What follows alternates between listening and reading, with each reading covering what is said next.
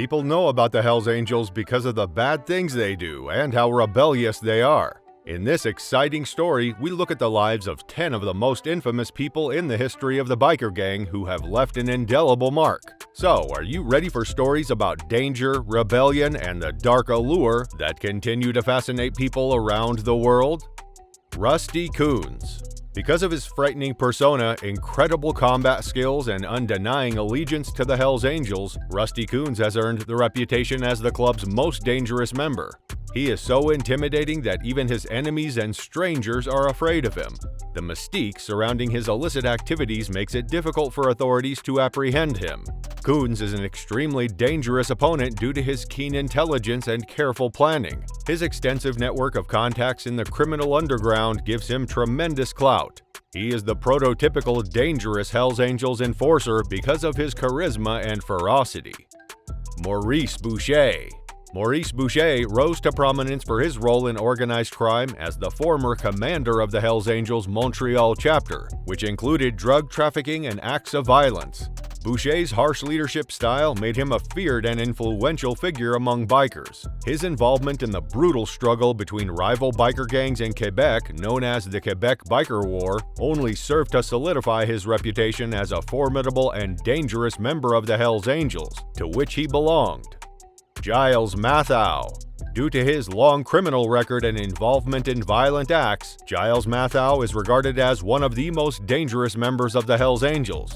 He holds a prominent position within the criminal motorcycle gang and has been implicated in a wide range of illegal activities, including drug trafficking, extortion, and extreme violence. Because of his intelligence and foresight, he is able to avoid capture and aid the gang's illegal activities. Michel Langlois. Langlois, a native of Saint-André-Aveline, spent his teenage years tolling away on a farm in rural Quebec before making the move to Montreal.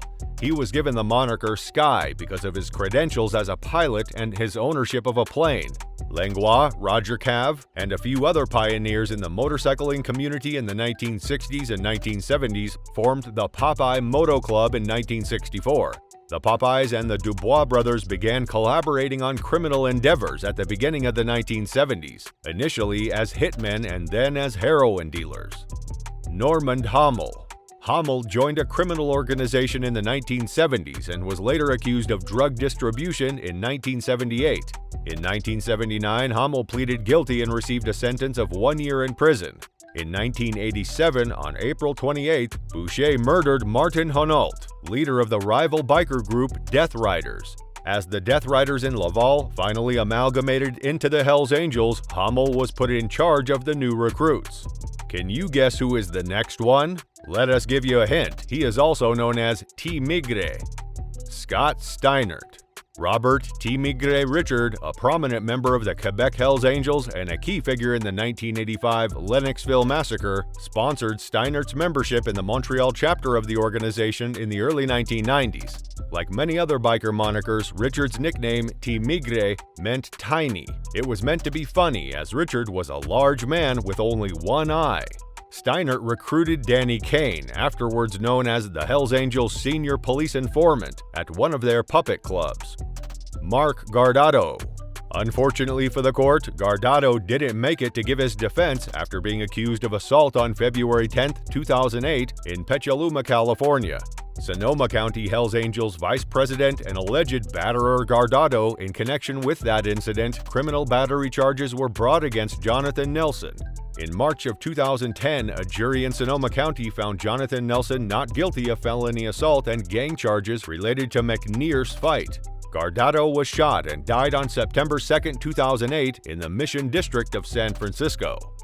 O'Farrell Michael.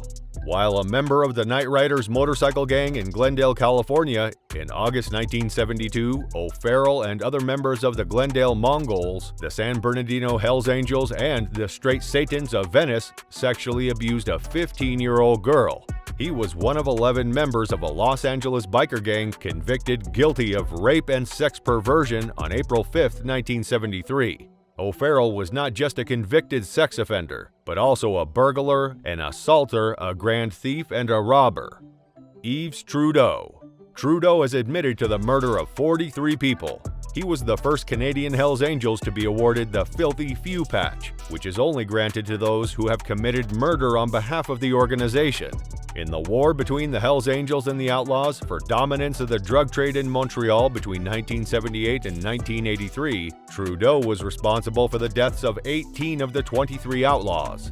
Trudeau was described by Langton as the most dangerous assassin working for the Angels. He was called a psychopathic killer and a killing machine by Langdon. Who among them did you find the most dangerous and shocking? Do let us know in the comments below.